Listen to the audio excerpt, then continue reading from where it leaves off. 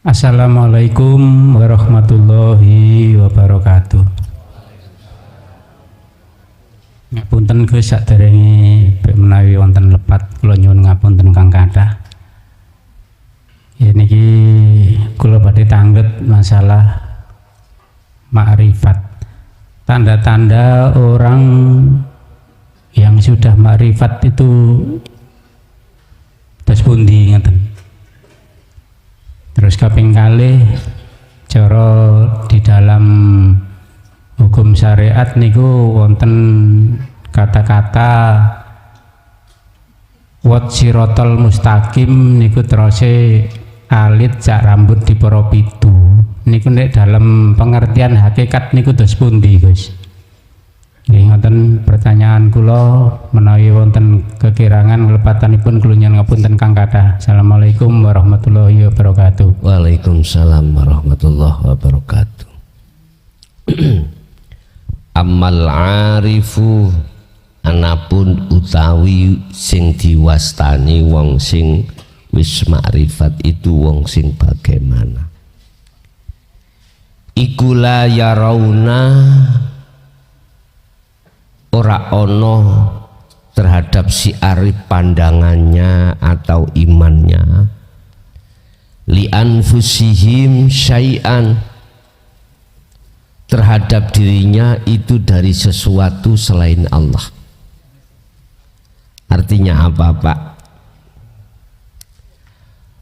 Orang arif itu tandanya yang pertama dalam hatinya sudah tidak lagi beriman atau melihat apa yang muncul dari dirinya itu dari dirinya, tidak. Jadi ning ati sampean kali kula iku enggak ada iman atau pandangan apa yang muncul dan timbul dari diri kita atau orang lain itu dari makhluk, tidak. Berarti si arif telah kefanaan dirinya. Jenengan sudah ketiadaan jenengan dalam segi aspek apapun. Itu yang pertama. Yang kedua, yusyahiduna, justru di dalam hati mereka bersaksi, beriman, meyakini annal fa'ila sak temene yang berperan, yang melakukan huwa utawi Allah atau huwa utawi yang berperan iku Allah Ta'ala.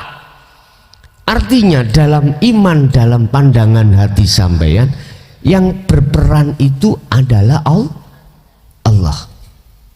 Kalau kita tarik hakikat, apa mungkin sesuatu yang tidak wujud itu bisa melihat yang wujud?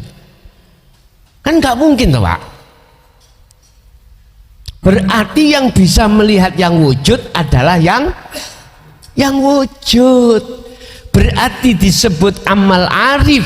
Orang yang makrifat adalah orang yang sudah kefanaan dirinya. Karena jikalau kefanaan dirinya sudah benar, yang melihat Allah itu Allah sendiri. Lawis, bukan malah genahi. Seperti pada malam hari ini membahas ilmu-ilmu tentang masalah bagaimana kita bisa dikatakan sampai makrifat Allah. Jadi sebetulnya di dunia ini sirotol mustaqim iku sudah terjadi. Di tengah sholat iku ada sirot. Kalau jenengan betul-betul fa'budu berarti sudah nguat sirotol mustaqim. Memang sulit Pak. Jadi bahasa rambut dibelah menjadi 7 iku maksudnya sulit. Sulit bagi siapa? Bagi mereka ahli hijab, dan mudah bagi ahli syuhud. Apakah besok itu di akhirat secara syariat terjadi? Iya terjadi. Apakah memang besok itu rambut dibelah jadi itu? Tidak. Sampai tahu jalan tol itu Pak, berapa meter kira-kira kiri kanan itu Pak? 20 meter? Ada ya? Katakan 100 meter. Masih kurang luas Pak jalannya itu, Shiratal Mustaqim besok itu. Berhubung mata ahli hijab, mata hati itu buta, lebaro bagaimana tetap menggok. Gak percaya? Ayo, nanti kan gak percaya, mulai etan masih kulon juwejer ya wong ya, melaku kulon meremo, mesti nyasak sampean, gak iso kenceng, mboten saged. Kita kalau di dunia ini hati kita mesti menggok nang jalannya nafsu, nggak bisa, karena kita buta. Nggak boleh kita itu beriman bahwasanya selain Allah bisa mendatangkan manfaat, nggak boleh. Walaupun secara akal memang kalau saya tidak minum larutan nggak mungkin hilang dahagaku, gak mungkin datangnya rasa segar. Akal Pak nggih. Tapi hati iman bicara apa? Tanpa Allah di sini. Innahu bikulli syai'in muhit. Sesungguhnya Allah itu melimputi atas segala-galanya. Dengan adanya Allah disitulah maka terkesan koyok-koyok larutan bisa mendatangkan manfaat berupa bisa menghilangkan dahaga atau rasa tergantung kita arahnya hati kemana.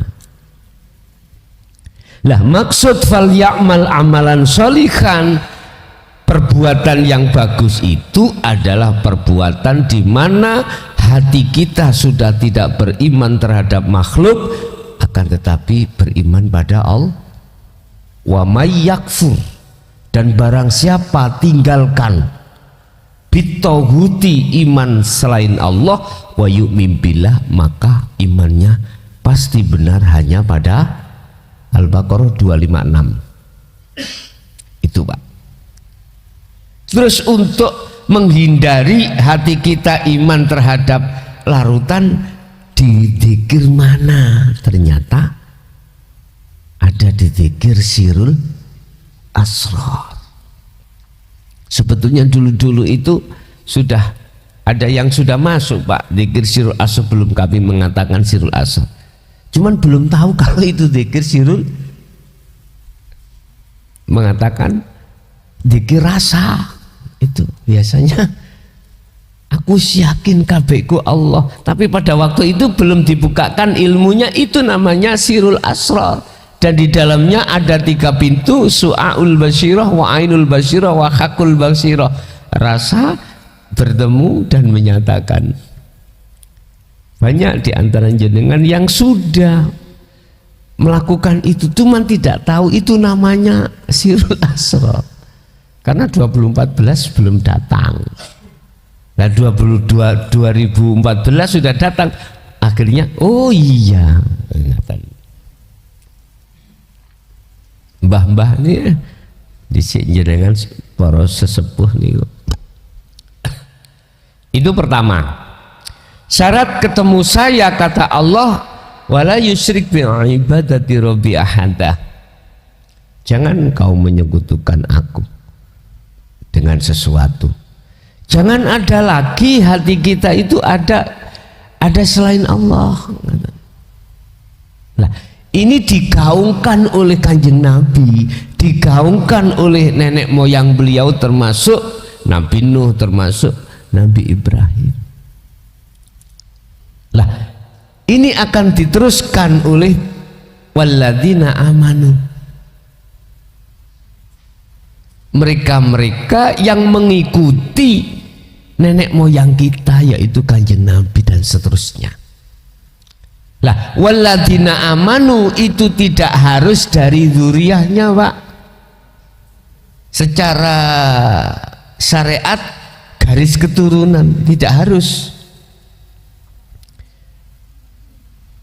yang mungkin lebih tren kita sebut habaib nih dulu ya, habaib.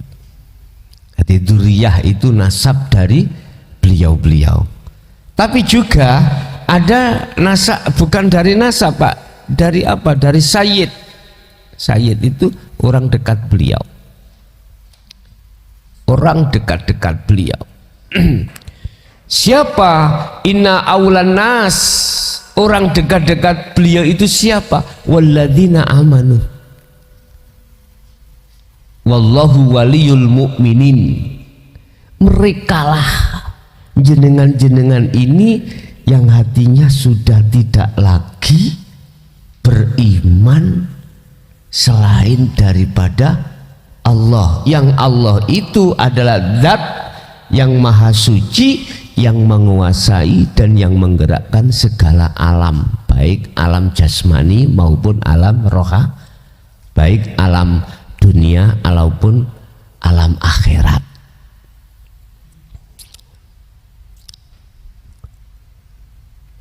Beliau itu hanya mengatakan kunu rabbaniya bima kuntum tu'allimuna alkitab. Apa? Dia hanya menggaungkan, beliau hanya menyarankan dan menyuruh kita untuk hanya menyembah terhadap Tuhannya, yaitu Allah. Umat Islam mengatakan Allah. Satu sisi dia tidak pernah, beliau mengatakan sembahan aku, pujaan aku, pujiin aku, krono aku sing bimbing awakmu, sing ngasih tahu jalan menuju kebenaran iku aku. Enggak pernah. Inilah dasar bahwasanya beliau itu bukan beliau itu tidak pernah menyuruh umatnya untuk menyembah, memuja dan memujinya. Karena apa?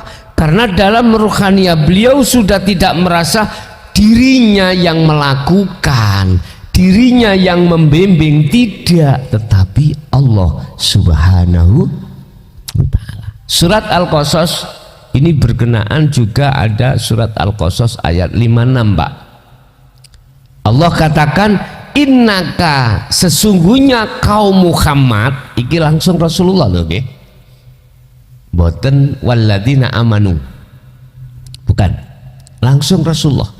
Innaka sak temene sira Muhammad iku la tahdi, ora bisa aweh petunjuk, ora bisa aweh bimbingan man terhadap orang ahbabta, sekalipun orang dekat kamu, nggak bisa kaum Muhammad.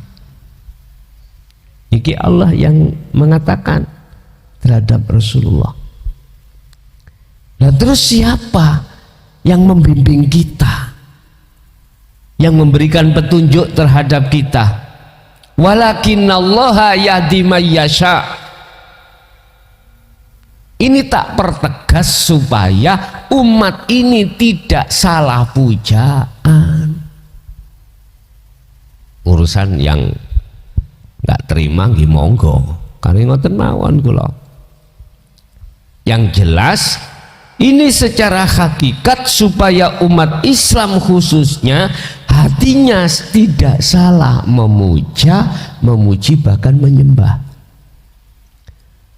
Lah wong Rasulullah sendiri itu sudah dikatakan Allah innaka la tahdi man ahbabta. Sesungguhnya kaum Muhammad tidak bisa kau memberikan bimbingan, pelajaran atau hidayah, petunjuk. Walakinallaha, tetapi yang bisa memberikan petunjuk adalah Allah. Artinya apa, Pak? Jangan melihat makhluk.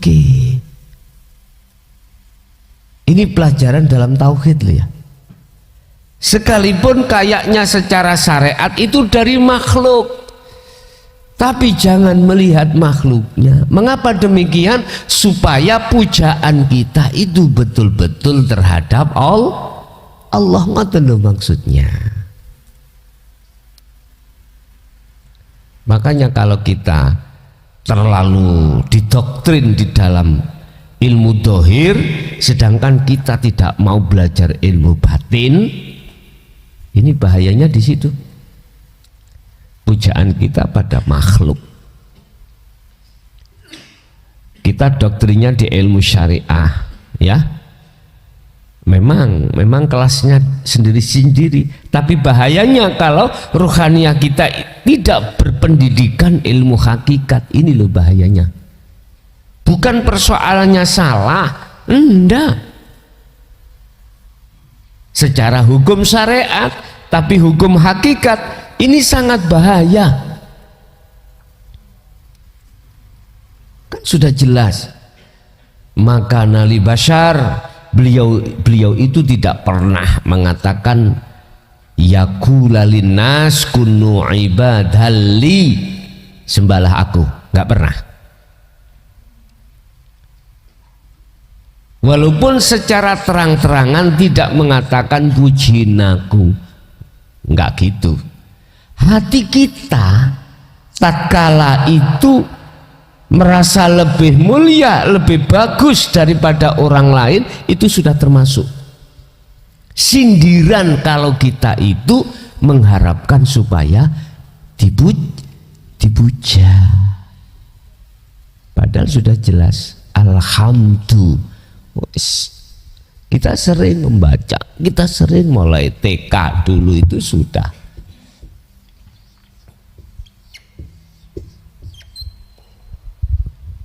Puja pujimu itu nang sopo, kan sudah jelas lagi.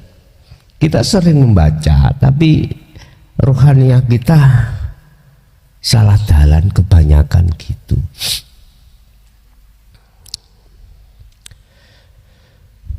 Lanjut di surat yang ke-80. Wala ya'murukum, beliau itu tidak pernah merintahkan terhadap kita ayat takhidul malaikata wan nabiyina arbaban. Lagi sing sering terjadi, Pak. Kita itu kalau sudah terjebak di dalam makom mukasafah, nggak terasa kalau kita itu sama halnya menuhankan malaikat, menuhankan para nabi, para rasul. Cuman kita nggak terasa.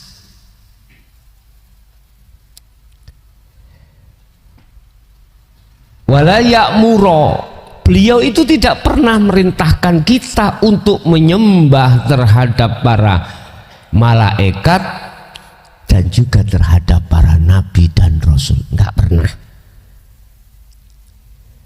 Justru mereka itu, beliau itu menyarankan ani'budullaha wajtanibut taghut, arahkan hatimu pada Allah, wajtanibut taghut, palingkan hatimu terhadap selain. Berarti gini, Pak, kita punya guru akhirat, katakanlah mursyid. Kita jangan melihat makhluknya, kita harus melihat di dalam sir beliau hidup itu siapa. Nah gitu loh maksudnya. Jadi hati kita jatuhnya iman terhadap Allah, bukan terhadap makhluk. Dulu memang kita punya cerita, punya kisah, punya sejarah kalau kita itu suka dengan khotam-khotam. Sebab dengan khotam itu akan menjadikan kita orang karomah, orang sakti, mudah cari maisatu dunia lewat makom tajrid itu. Mungkin ya kita punya sejarah seperti itu. Bicara sak bicara itu mesti mandi, sebab karomah itu memberikan khobar apa yang akan terjadi. Ya. Itu bentuk kalau kita itu, Pak, sebetulnya itu menuhankan selain Allah makhluk itu. Dan beliau mbah-mbah kita itu tidak pernah menyampaikan hal itu. Justru beliau itu menekankan terhadap kita hanya untuk menyembah Allah. Konteksnya ruhania, bukan jasmania. Ini mohon maaf, memang proses itu terjadi pada diri kita ketika saat kita masuk di zona najis, masuk di zona situasi kotor hati kita, kotor hati kita. Nah, dengan adanya ayat ini ada asbabun nuzul, Pak. Apa asbabun nuzulnya? Karena keadaan ruhaniyah kita ini dalam kotoran syirik pada Allah, maka diturunkanlah ayat ini untuk memberikan peringatan terhadap kita bahwasanya para nabi dan rasul itu tidak pernah menyuruh kita sebagai umatnya untuk memuja, memuji, bahkan menyembah beliau. Tidak ada. Yang kedua, beliau pun tidak pernah memerintahkan terhadap kita untuk menyembah terhadap para malaikat atau para nabi dan rasul. Mohon maaf, tadi saya katakan siapakah mereka itu?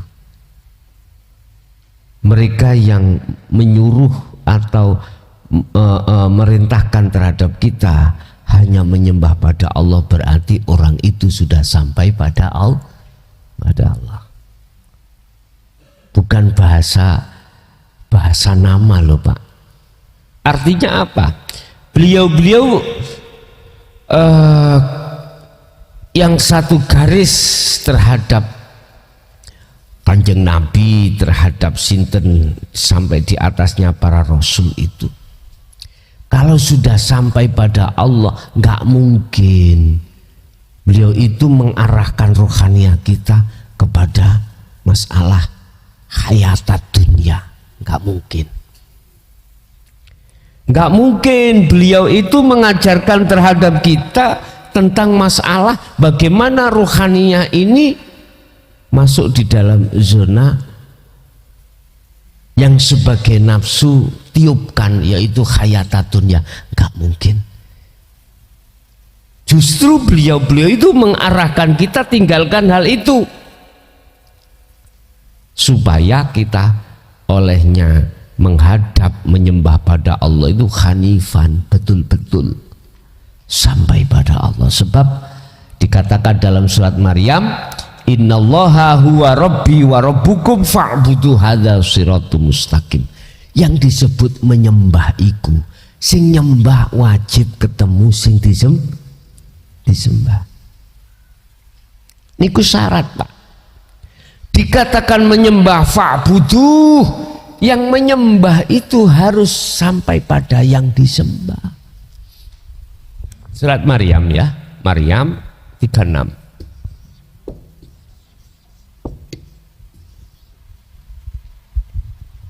Hak tak gedekno, Pak ya. Cek ketinggal jenengan. Fa'buduh madepo sirahu ing kosong. Paham maksud ini ku jenengan? Artinya gini, Pak. Kita dikatakan di mata Allah sudah sampai pada Allah, manakala di dalam diri jenengan hati sampean sudah tidak ada selain Allah, termasuk diri kita, makhluk udah nggak ada. Itulah namanya ahad itu di situ, Pak. Kalau sudah di situ, hadza siratum mustaqim. Inilah jalan yang lurus itu. Dan jalan inilah yang telah dilakukan oleh para utusan Allah itu. Termasuk Kanjeng Nabi. Udah, kita pilih yang mana? Kita mengikuti Kanjeng Nabi, yang Kanjeng Nabi itu mengarahkan untuk menyembah Allah, ataukah kita mengikuti jalannya nafsu? Apa jalannya nafsu Bapak Ibu? Dibuka di dalam surat Al-Baqarah ayat 169. Iki jalane nafsu.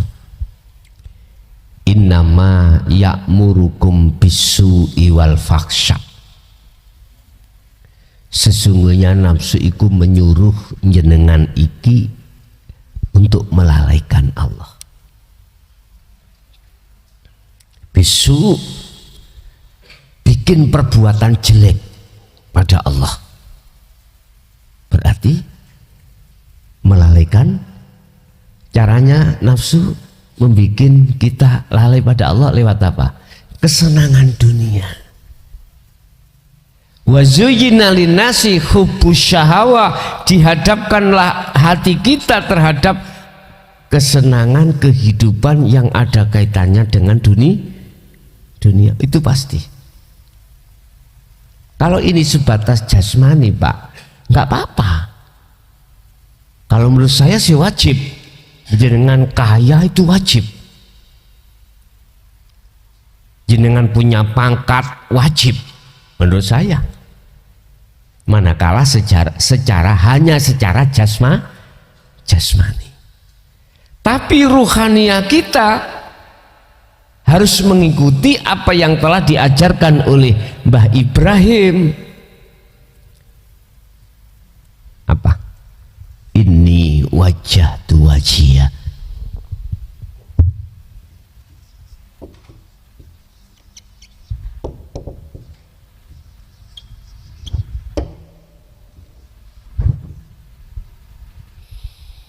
Sesungguhnya ku arahkan wajah ruhku, kata Nabi Ibrahim, wajhiya, terhadap wajah Allah. Wajah Allah ini kalau dalam thariqah namanya rubitoh Pak. Mengarahkan wajahnya si murid pada wajah guru.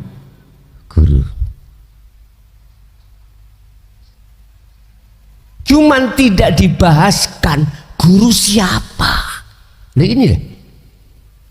Bahkan dijelaskan guru makhluk. Lah iki bahayanya di situ. Nggih mohon maaf, kula nggih termasuk korban. Korban tahun 76 niku. Memang nggih.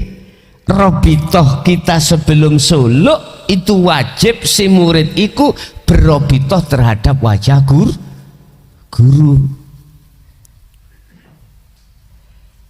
Lah kalau ini secara jasmani saja, yo sah-sah saja.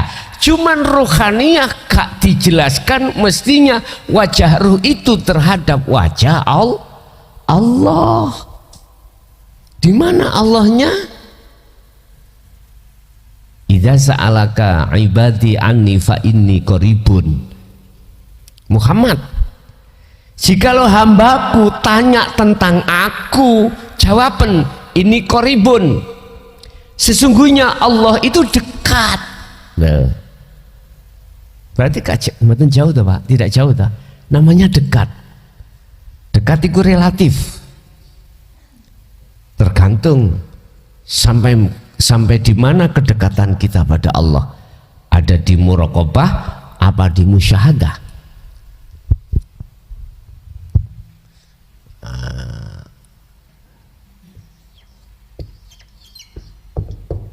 Muraqabah atau di musyahadah, terserah.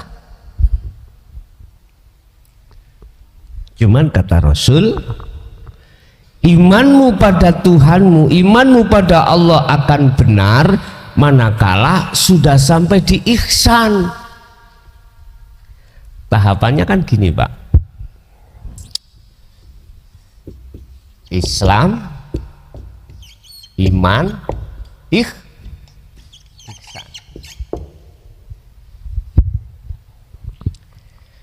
Imanmu akan benar hanya pada Allah tatkala imanmu sudah di ihsan. Ihsan itu apa?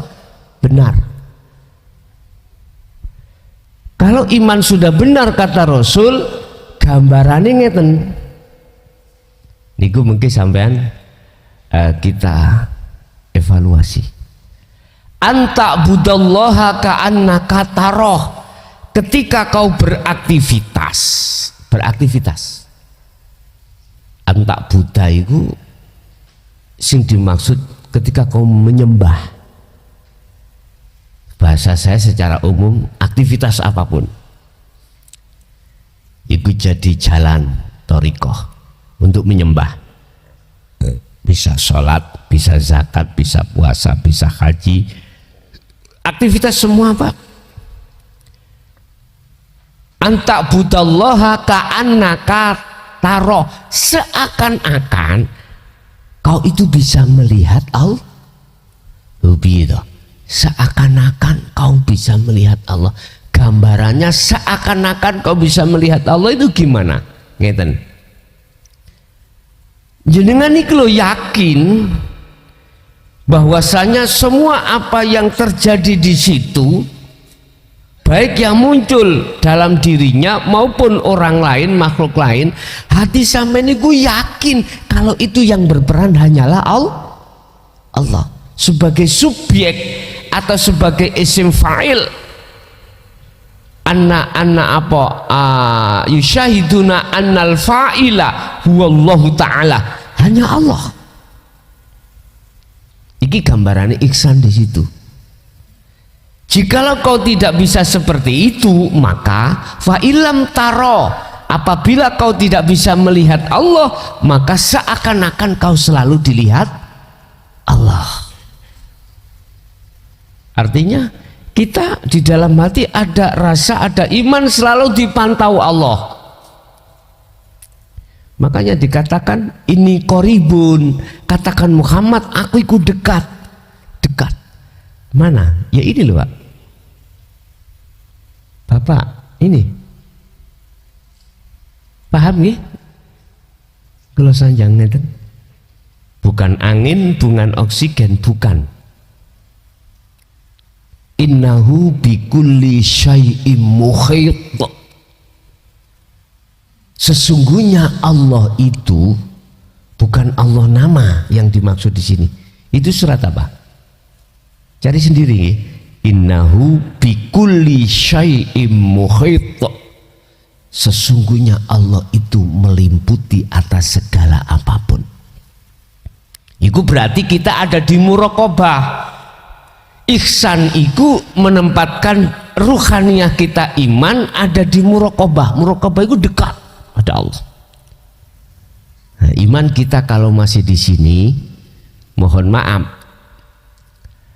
belum dikatakan arif yang sesungguhnya. Oke, ini sudah makrifat tapi ndek-ndekan. Tahu ndek-ndekan Pak nggih? Ndek-ndekan iku aja nek tiba mboten lara. Nggih. Nek tiba kalau sampean tiba ndukur amben diesel kan mboten sakit. Ndek-ndekan namanya. Nah. Apa? Kamil mukamil atau bisa dikatakan ihsan sampean iku dikatakan sudah sampai pada puncak makrifat Allah manakala sudah dimusyahadah. Sudah nggak ada dua, nggak ada. La ibsorun wa mubsorun wa basarun.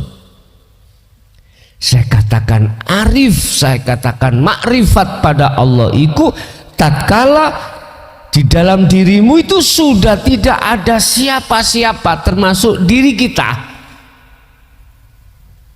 tetapi di situ la maujudan ilallah, yang ada hanyalah aku Allah. Innani anallah la ilaha illa ana, kata Allah di Muhammad disuruh menyampaikan dalam surat Al-Anbiya 25, wa ma arsalna min qablika mir rasulin illa nuhi ilaihi annahu la ilaha illa ana fa'budun. Tidak ada Tuhan yang wajib disembah kecuali aku. Fa'budun, oleh karenanya sembahlah aku. Berarti bahasa syariat ini yang berkata Allah. Sebab makhluknya sudah tidak ada. Yang berkata Allah. Secara hakikat ya ingsun Allah itu Nggak apa-apa Pak, agak ngeliyeng Dedek, nggak masalah.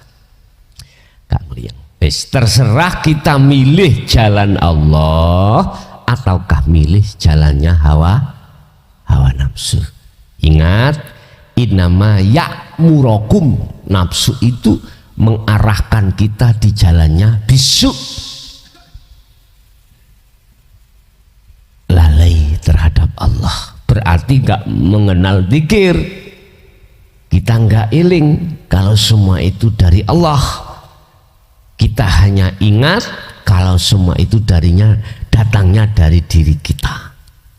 Iki jalan nafsu.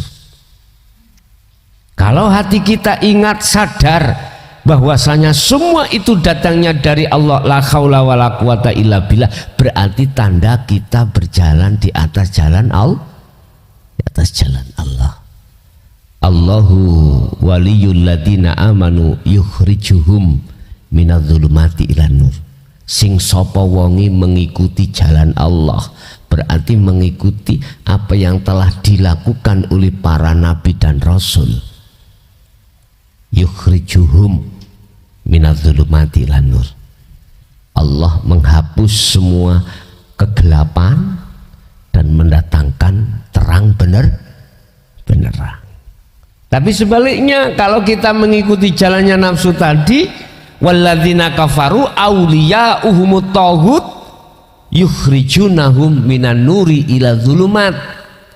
Kebalikan, kita akan masuk di dalam zona yang gelap. Sekarang di dunia bisa dilihat, tatkala hati kita mengikuti apa yang telah disampaikan oleh nafsu tadi, nafsu cara untuk kita itu mengikuti dia dan lalai pada Allah hanya dengan cara satu, didatangkan hayatat dunia, kesenangan, urusan-urusan yang ada kaitannya dengan kenikmatan dunia. Sebab dalam ayat lain Allah katakan alhaakumut takasur, dengan megahnya hati terhadap duniawiyah kita itu menjadikan kita itu lalai pada Allah. Ini jelas, ini cara nafsu membuat kita lalai pada Allah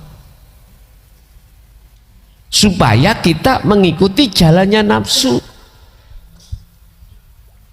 Pertanyaan saya, kita itu sudah tua Pak, wis ambu lemah, sisa umur kita tinggal berapa kita tidak tahu.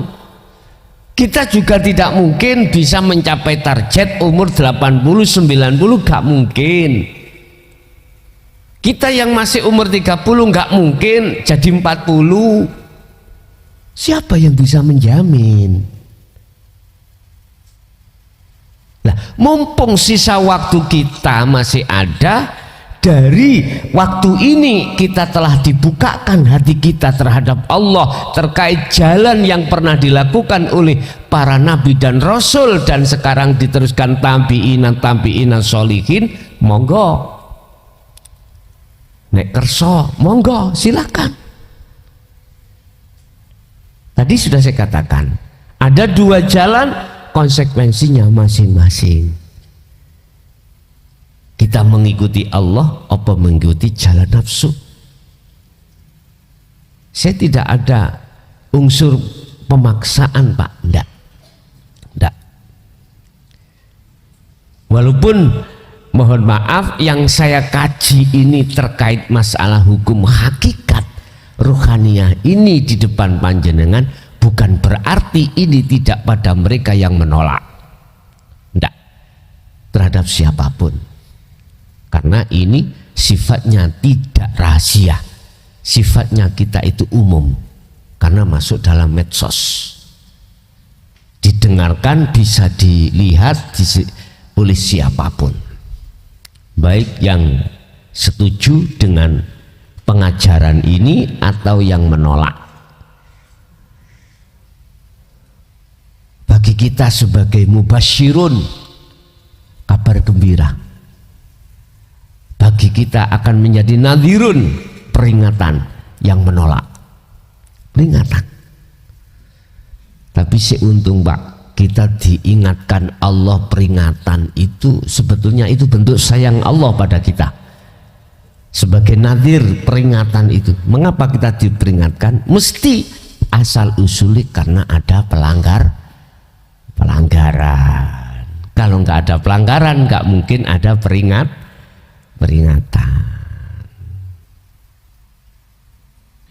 Sama dengan di rumah kita, nggak akan terjadi nyaponi omah, membersihkan rumah kalau tidak kotor. Olehnya kita menyapu rumah karena rumah kita kok kotor. Bapak Ibu hadirin jamaah rahimakumullah. Kesimpulan, jalan menuju pada Allah itu telah dilakukan oleh para nabi dan rasul dan guru-guru kita. Itu pertama, gak mungkin beliau itu mengarahkan rohaniah kita menyembah makhluk, termasuk dirinya, termasuk terhadap malaikat dan lainnya.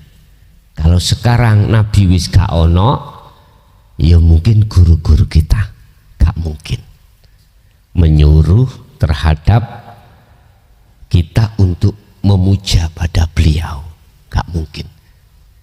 Secara lesan tidak diucapkan, tapi secara hati manakala mengharapkan pujaan, itu berarti secara tidak langsung menyuruh kita untuk memuja. Bahaya ini bahaya. Lah orang yang sudah dibebaskan hatinya tidak gila dengan hormat kalau orang itu sudah kefanaan orangnya. Kalau orang alim sudah kefanaan alimnya. Kalau orang kaya sudah kefanaan kekayaannya. Kalau orang yang punya jabatan telah kefanaan jabatannya. Inilah yang kumaksud, kosongkanlah dalam hatimu selain Allah.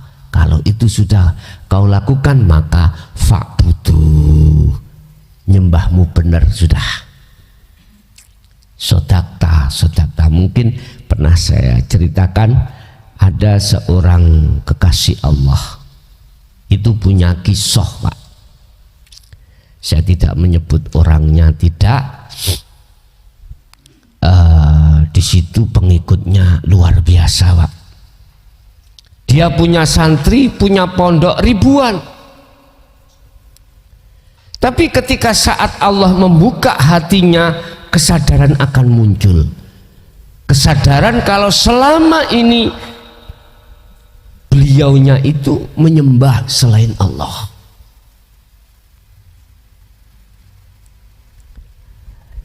Dia akhirnya pondok itu ditinggalkan Pak. Pengikut-pengikutnya ditinggalkan. Dengan bentuk enggak keluar daleme belas tamu raglem. Tamu mboten diterima, apalagi santrinya yang biasanya dan wali santrinya yang biasa sowan dan sebagainya, ditutup rumahnya itu. Ditulisi tidak menerima siapapun. Mengapa demikian? Dia kholwat.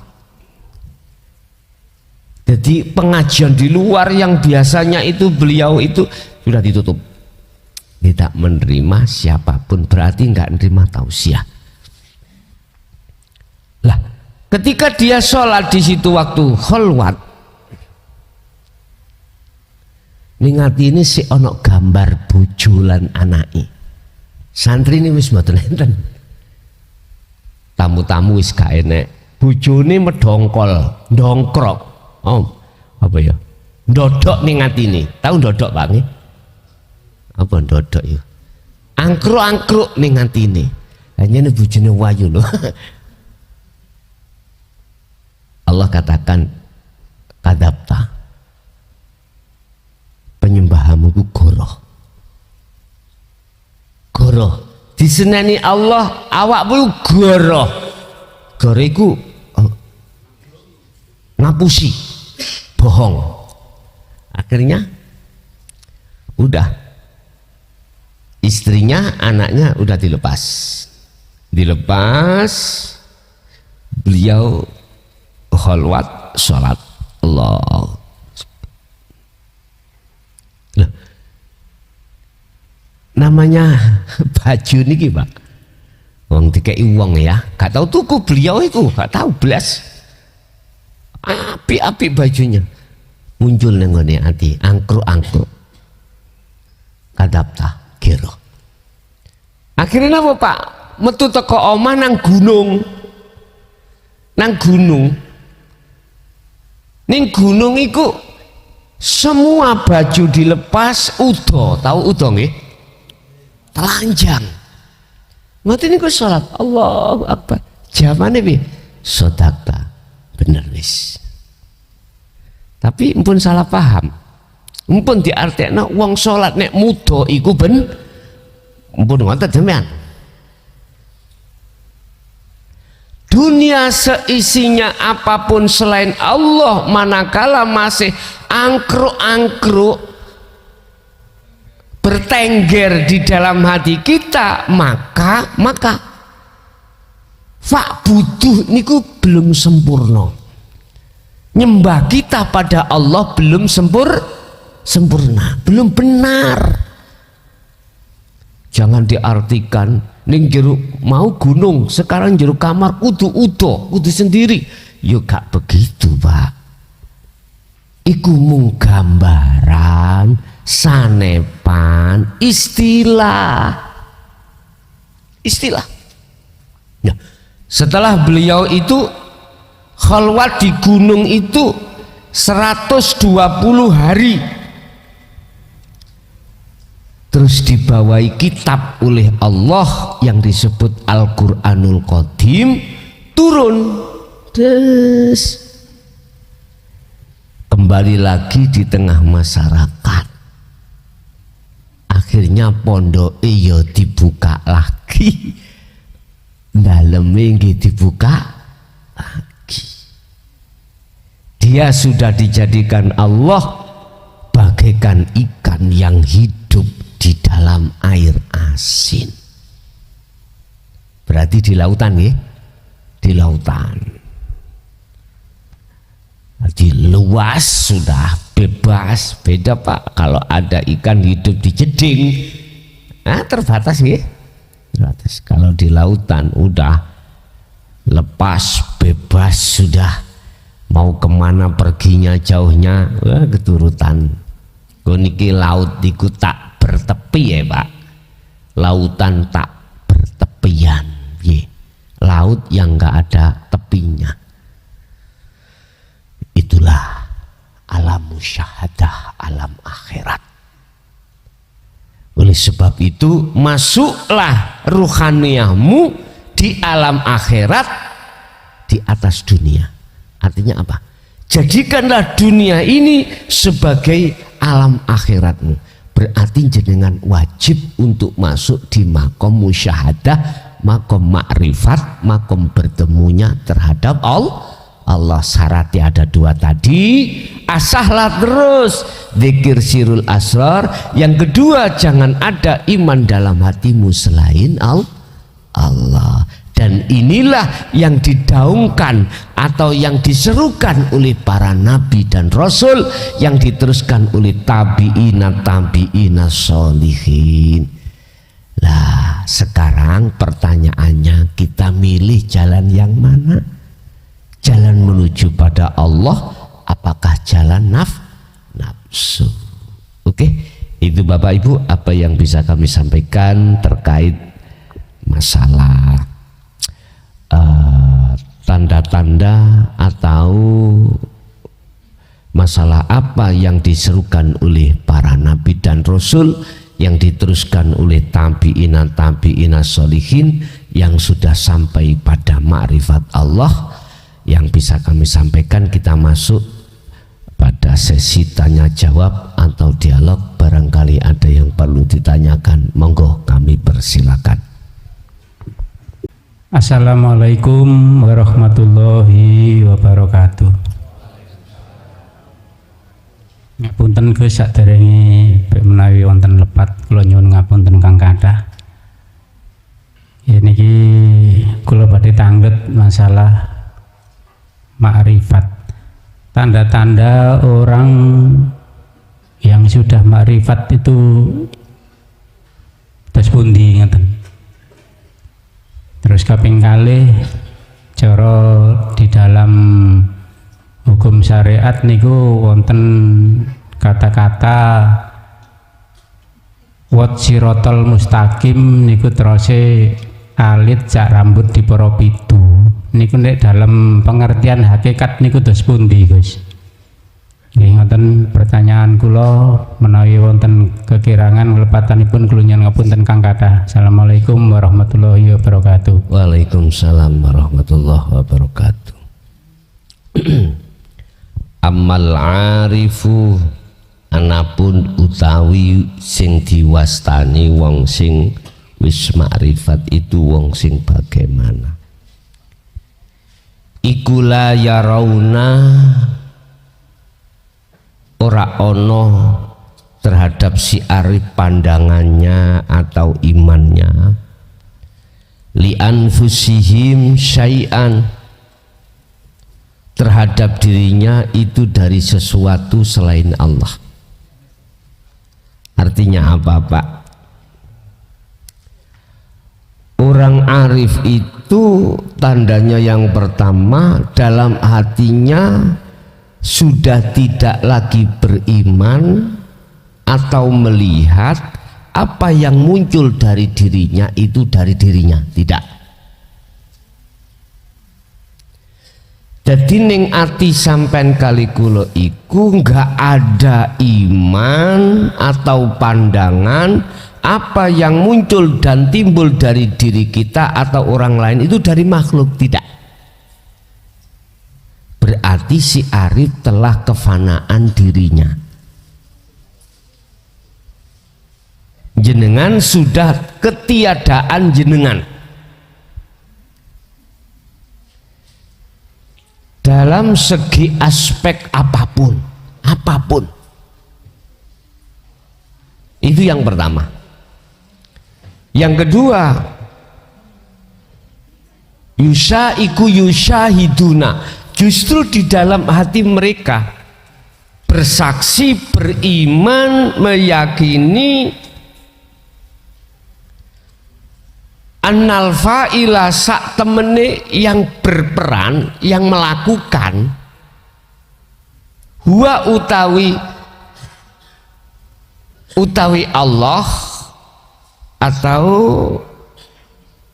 huwa utawi yang berperan iku Allah Ta'ala. Artinya dalam iman, dalam pandangan hati sampeyan yang berperan itu adalah Allah. Mana Allahnya? Hidup. Iki lho ya. Ini Pak.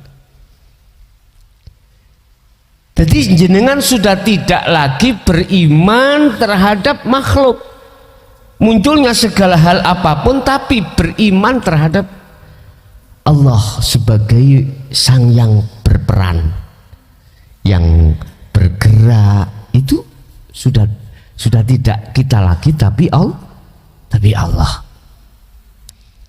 Yang ketiga, tatmainnul qulub, ruhaniyah atau hati jenengan iki dalam keadaan tatmainnul qulub, apa? Tenang, ayem, jenjem. La khaufun alaihim malahum yahzanun, akan dijauhkan Allah dari perkara yang mengkhawatirkan atau merisaukan, menyedihkan, menakutkan. Sudah dijauhkan Allah itu. Apa besok anakku jadi apa ya? Udah nggak ada rasa khawatir, karena dalam benaknya itu imannya hanya pada Allah. Iki anakku seumur selawe, wedok pisan, gopoh nggih wong lanang, wong tua ngaten nggih. Apalagi gabakane apa gabakan, kelasnya itu dia sudah nikah semuanya, sudah punya anak, tinggal anak kita belum nikah. bingung kita, khawatir jangan-jangan iki dibuntu. Kadang-kadang sing kucluk lak ngene awak dhisik duwe pacar tapi ada orang suka terus ditolak, terus digawa nang dukun, nang ustad, nang sapa ae. Lah kok keterangan kamu disumpet wong, orangnya begini-begini, akhirnya jenengan eling lucu. Berarti apa tuduhan sampean? Pasti menuduh terhadap orang yang menyumpet. Lah ngoten nggih, iki sing teko wis kucluk, sing ngandani luweh kucluk pisan. Dadi dadi celuk-kucluk lho ngoten lho.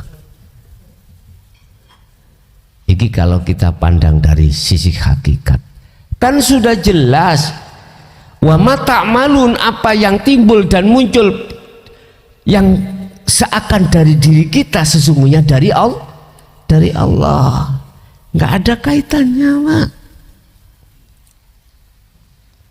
Tergantung iman kita ada di mana, jatuhnya pada Allah apakah jatuhnya pada nafsu, terserah.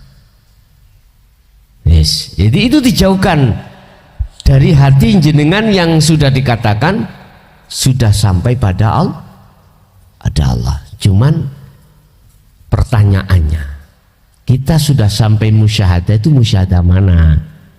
Fana, kamil atau bako? Karingoten.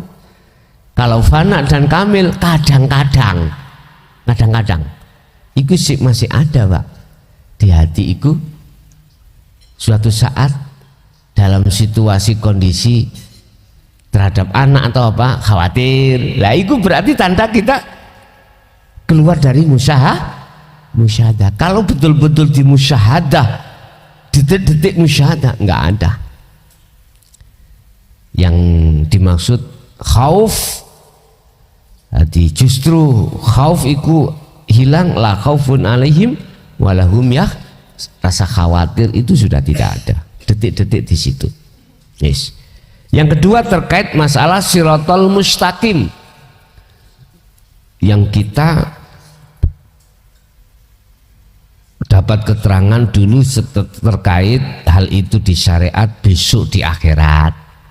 Habis kita dihisab, dihitung, ditimbang, berat mana kebaikan dan kejelekan, baru disuruh untuk melewati wat siratal mustaqim, yang katanya itu seperti rambut dibelah menjadi itu. Betul, Pak, memang betul, nanti kita bahas. Lah, iki secara hakikat bagaimana maksudnya? Tadi kembali kita kepada surat Maryam 36. Innallaha huwa, sesungguhnya Allah itu Tuhanku ya Tuhanmu. Jikalau kau sudah mengakui Allah itu Tuhanmu juga Tuhanku, ya fa'buduh, nyembah sirahu ing Allah. Jikalau kau betul-betul menyembah Allah, hadza utawi iki ku nyembah, maka iku siratul mustaqim, itulah yang disebut wat siratal mustaqim. Berarti yang disebut siratal mustaqim adalah menyembah dengan benar pada Allah. Menyembah dengan benar itu adalah sing nyembah wajib bertemu sing disembah. Berarti lah marifat, Pak. Marifat. Lah tempatnya di mana? Di mana-mana. Ingat, Rasulullah menjadikan semua aktivitas itu sebagai thariqah, sebagai jalan untuk beliau menyembah pada Allah. Fa'buduh. Nah ini, beliau menggunakan semua aktivitas yang beliau lakukan sebagai jalan untuk bertemu Allah. Berarti itulah menyembah. Syarat untuk bisa bertemu Allah, wajib di dalam diri jenengan ini kefanaan diri. Gak bulet apa ini? Wis nek ngeluman, onde-onde dhisik. Nyantai mawon, mawon tetok.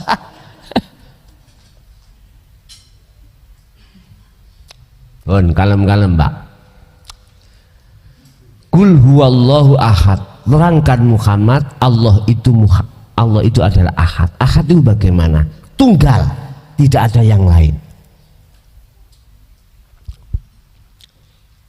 Manakala masih ada yang menyembah dan yang disembah, ada yang melihat dan yang dilihat dua, itu belum ahad.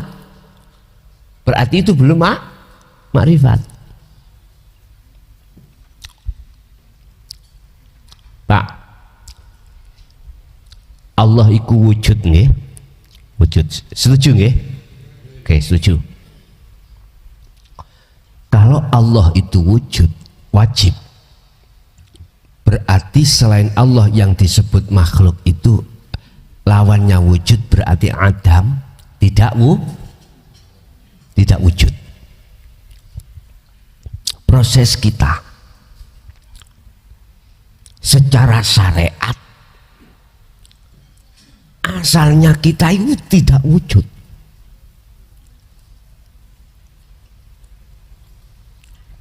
Terus dengan adanya hukum syariat inilah kita mengatakan wujud, diri kita disebabkan karena diwujudkan yang wujud. Lah gitu toh. Iki ilmu syariat pun.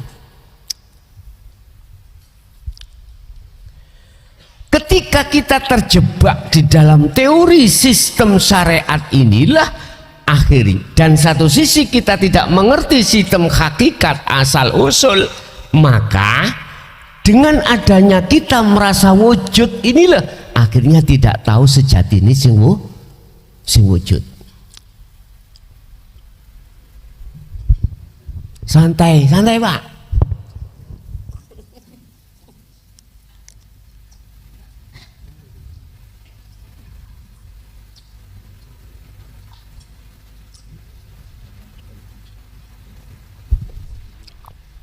Ngaji kok cocote didulang panganan yo gak ngaji ngono.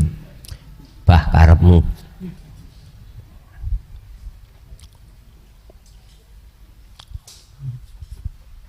Pun. Kalau kita tarik hakikat, apa mungkin sesuatu yang tidak wujud itu bisa melihat yang wujud? Kan nggak mungkin toh, Pak. Berarti yang bisa melihat yang wujud adalah yang wujud. Berarti disebut amal arif. Orang yang makrifat adalah orang yang sudah kefanaan dirinya. Karena jikalau kefanaan dirinya sudah benar, yang melihat Allah itu Allah sendiri. Lah wis. Bon mulai genahi.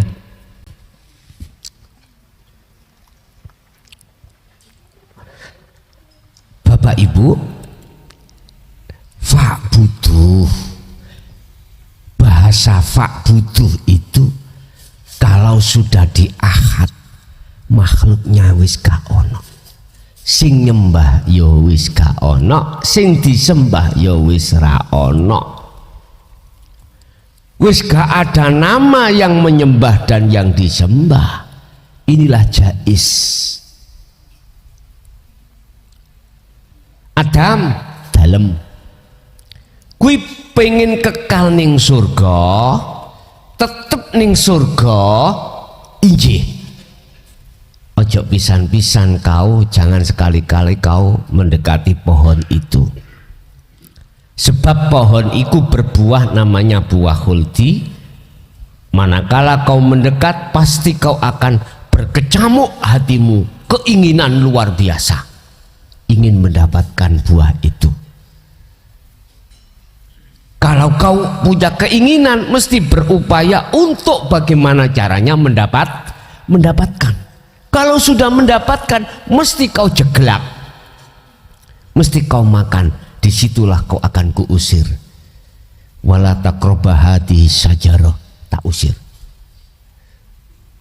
Adam dalem kuwi pingin ana surga kekal. Inggih, wis meneng ana kene. Ojo polah-polah, jangan bikin ulah. Diemlah di situ. Apa diemmu pasti aku kuturuti semuanya. Seperti itu. Artinya fa'budu itu diem. Ati ora kakean cocot.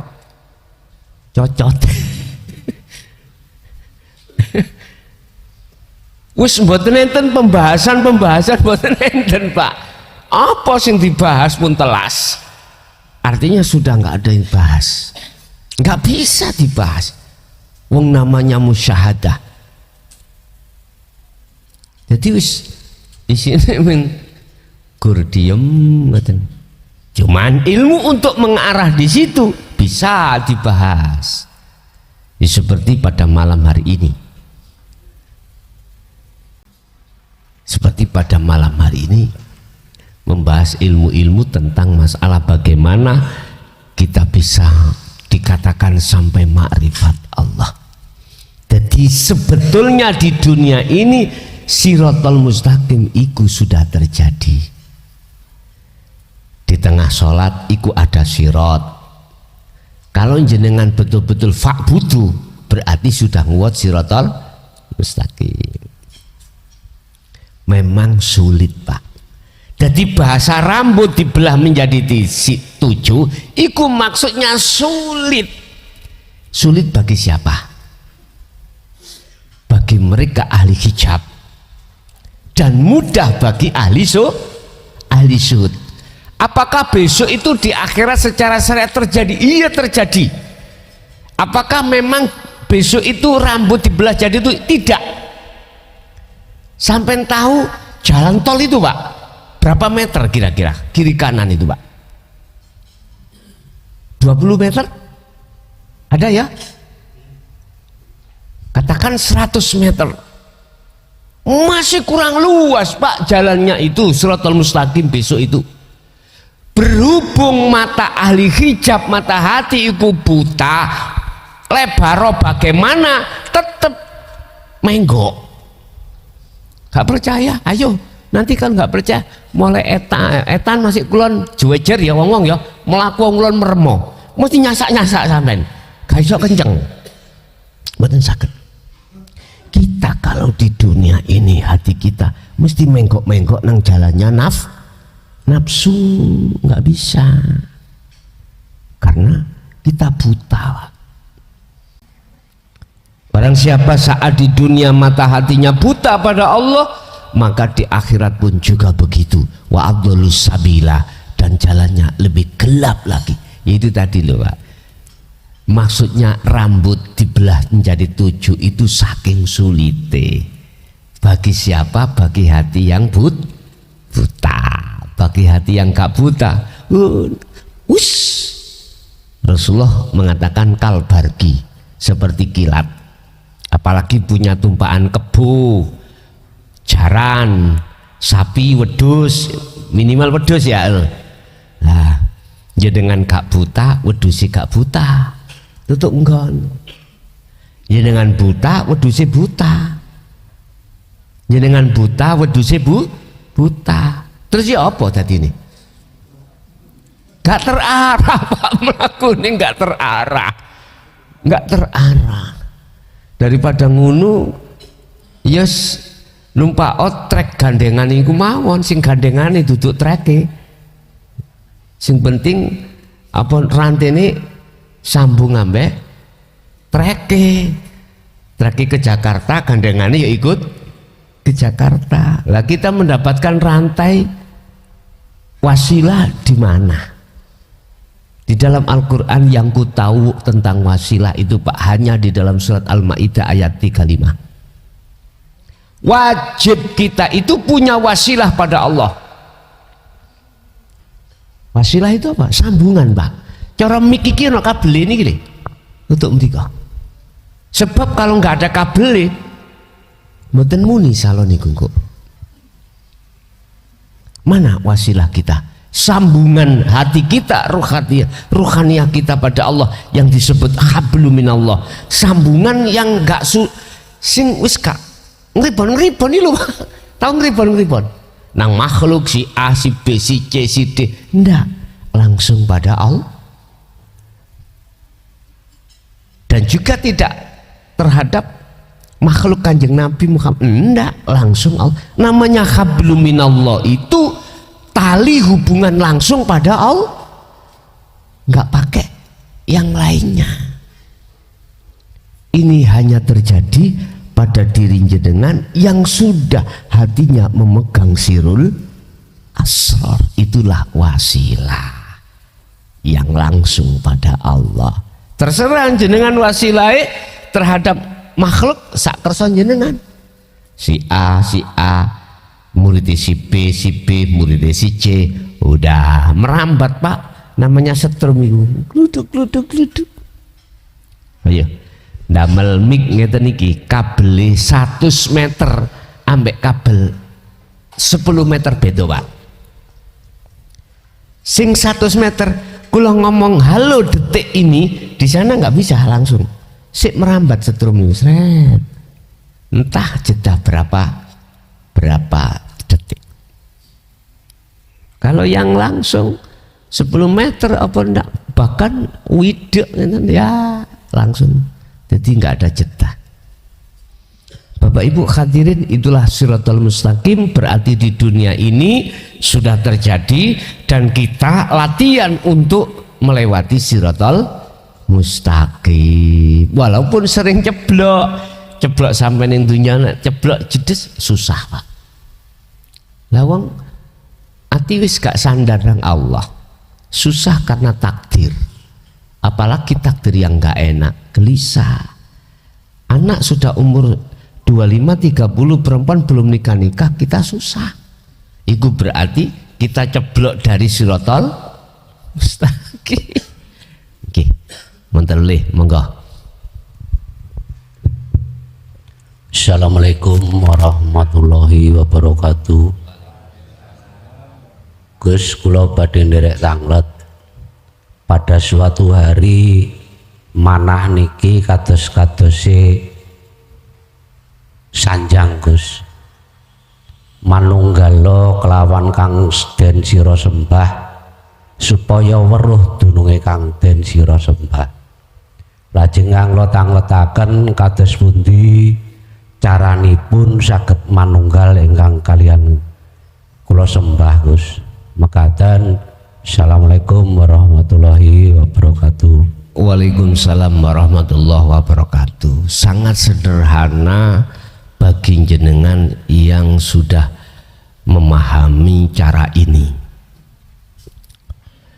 Jenengan kedah melakukan dzikir nafi isbat.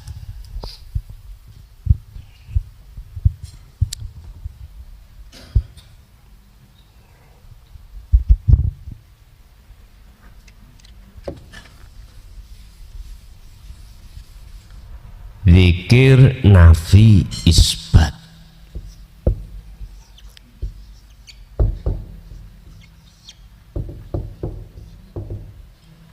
Apa dzikir nafi isbat itu?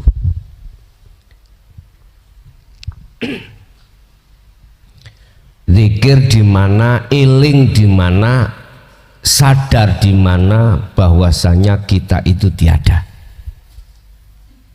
Iki dzikir nafi, bahwasanya kita itu patung, la haula wala quwata. Di dalam setiap aktivitas apapun jenengan,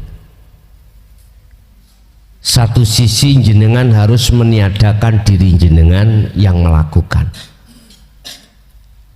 Kemudian dzikir isbat itu apa? Menetapkan, ingat dan sadar bahwasanya yang berlaku adalah Allah. Itu manunggal. Ini cara sederhana seseorang manakala punya keinginan manunggal kepada Allah. Saya ulang, berzikirlah kita nafi isbat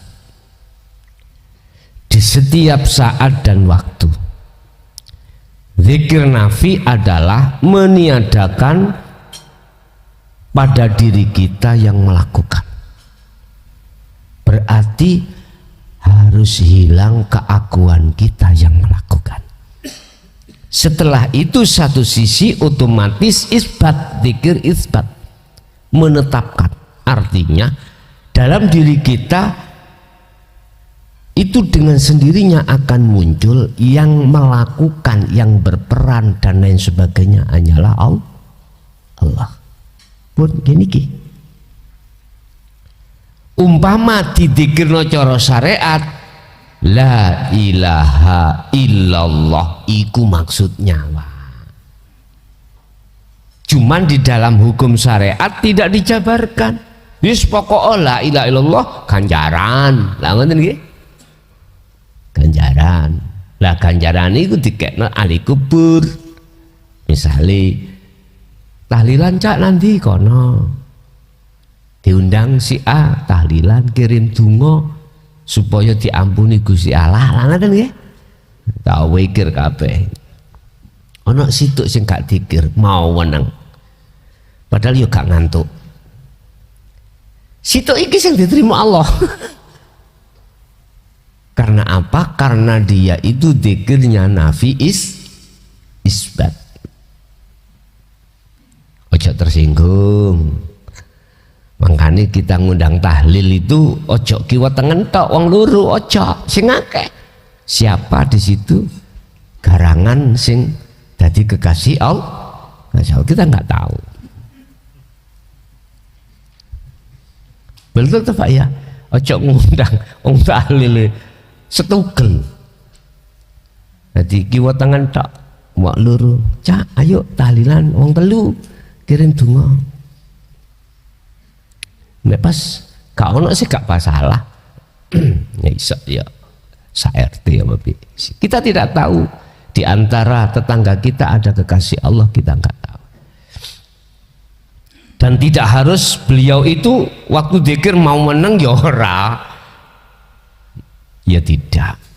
Kadang ya juga syariat ya tinggu. Jadi kembali kepada pertanyaan, bagaimana cara mudah kita untuk manunggal pada Allah? Berzikirlah nafi isbat di segala aktivitas jenengan. Begitu.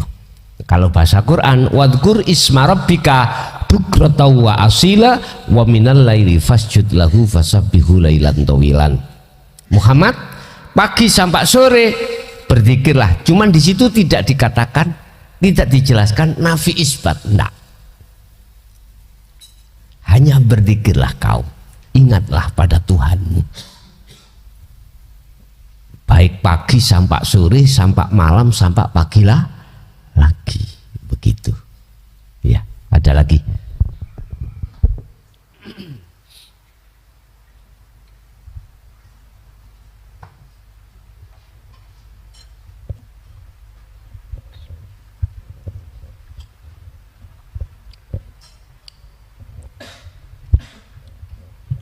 Assalamualaikum warahmatullahi wabarakatuh. Gus kula badhe nderek tanglet setunggal mawon. Kesempurnaan wujudnya Allah itu ada pada manusia. Ada pada manusia. Lalu menurut pandangan makrifat, menurut pandangan makrifat disebut Allah. Itu gimana Gus? Tolong dijabarkan. Kesempurnaan wujudnya Allah pada manusia, tapi secara hakikat itu pada Allah. Itu yang bagaimana? Gini Pak, kita mengatakan pada manusia itu lewat akoid seket ya. lewat sifat wajibnya Allah yang ada hanya pada diri manusia yang terbagi menjadi 4 bagian. Satu adalah wujud sifat nafsiyah Allah. Yang kedua disebut sifat salbiyah. Idam bako mukhalafatu lil khawatisi qiyamuhu binafsihi wahdaniyah. 5 ini menjadi sifat wajibnya Allah di dalam sifat salbiyah. Harus dipahami, ada di dalam diri kita manusia. Ini nanti kita bahas secara lengkap besok Ramadan.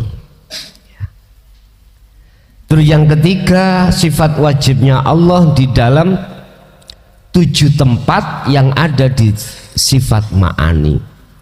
Kudrat, irodat, ilmu hayat, sama, basor, kalam. Kita pahami satu persatu.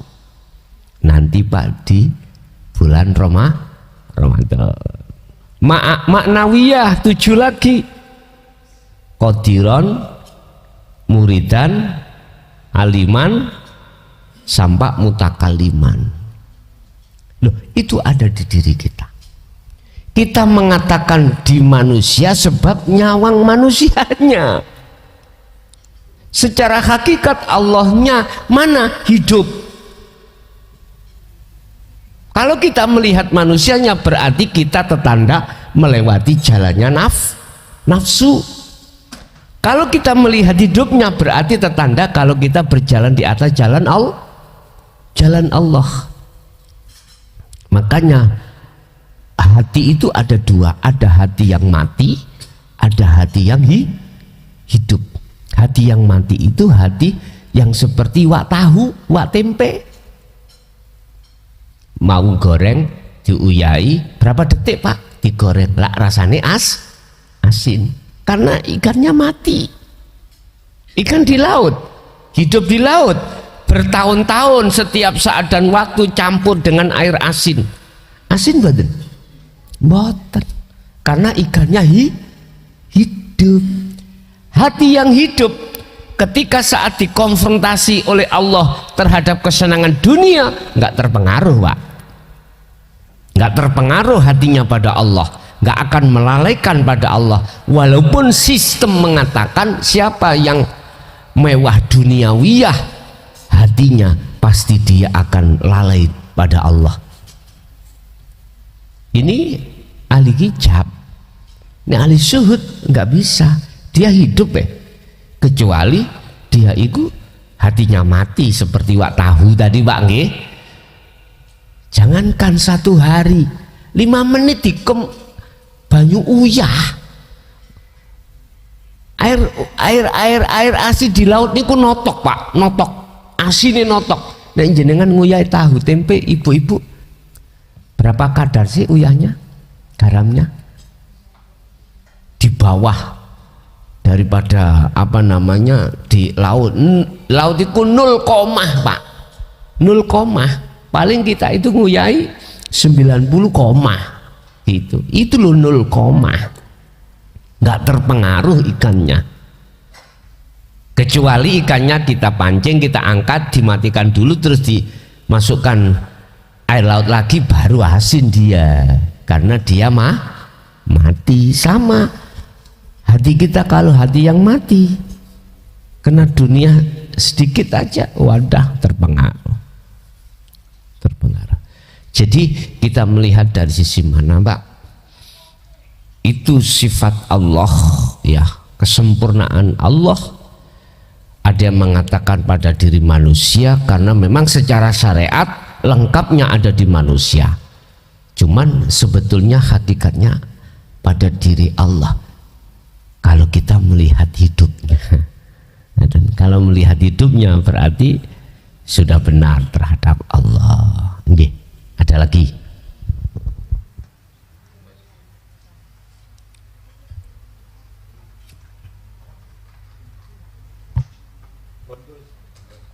Sampun. Yang istri, monggo. Yes, kita kasihkan.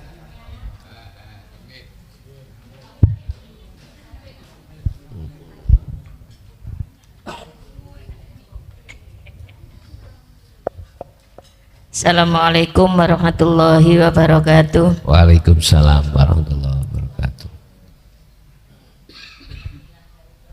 Terus, bagaimanakah hukumnya bermakmum kepada imam yang berlain mazhab? Niku mawon, Gus. Mandang saya dari sisi hakikat nggak apa-apa.